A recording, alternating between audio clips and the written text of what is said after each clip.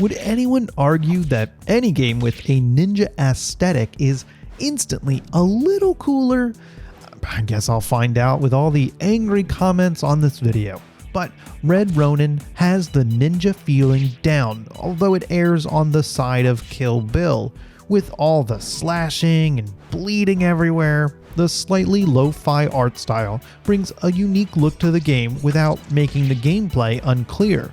Also, the game has a story, and it's probably the biggest draw next to the puzzles. It's a revenge story where Red, the main character, is betrayed by her former team. She's hunting them all down. Wow, I didn't realize how right I was with the reference to Kill Bill when I said it in the intro. Not only by getting revenge, but Red Ronin also lets you play the history to give context for the revenge. Anyway, the most important mechanic for the puzzles is the movement system. Red moves like a rook chess piece, you know, the one that looks like a castle. The game is tile-based, and Red can move horizontally or vertically through all the unoccupied squares, which is a little different because the rook can stop, but Red cannot. They will move the maximum spaces every time. Even if you forget, it's clearly shown on the ground, and so that's good. Everything is shown on the ground like floor spikes or instant kill squares. I wonder if they designed the puzzles without graphics, since everything is about the squares. You should keep in mind the enemies move after you. Their actions are not shown on the squares since they can change.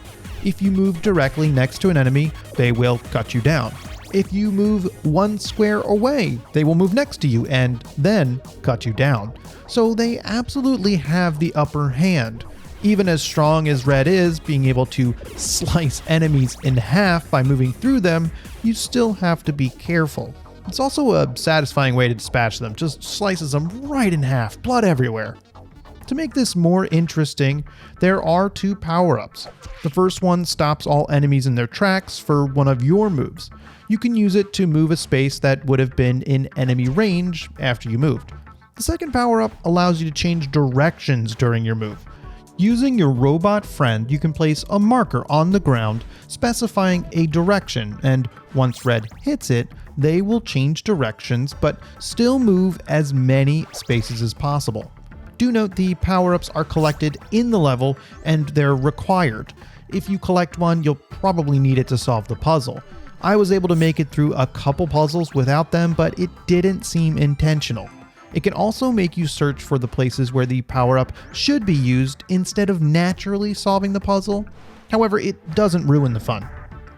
The puzzles are good, but fairly straightforward. Not sure how much that's worth coming from me. I'm historically mediocre at puzzles. The thing is, you can't get stuck. Since there are limited moves, it opens the door for trying all the moves and seeing which one sticks. It's a tactic that works quite well. That said, there were a few levels that surprised me, and it does become less of an issue later on when the levels are larger. Would you rather sit there and try all the possibilities, or instead, would you just, solve it? Especially since there are no time limits, so you can take as much time as you want planning your next move, which is great for players who want to consider their moves carefully. For completeness, I want to mention that the main reason to play Red Ronin is to enjoy the story and solve the puzzles for yourself. While there is a score screen at the end of the mission, it's only for your own knowledge. The game does not have online leaderboards, and it does not track your statistics. Perfectly acceptable, but I just wanted to let you know. Overall, Red Ronin is a cool little puzzle game. I'm digging the story of revenge, and the slicing and dicing is the icing on the cake. I think there's a market for this kind of quick-to-fail puzzle system. I've enjoyed it since I can fail fast and have another go without thinking too hard why I failed in the first place. There's not really much else to say about the game. Let me know if you pick it up. Thanks for watching. But are you wondering why everything I say is scripted? Yes, even this is scripted. Come find out when I'm streaming on Twitch, and then you'll have your answer. That's twitch.tv/Pepitch. Thanks for watching.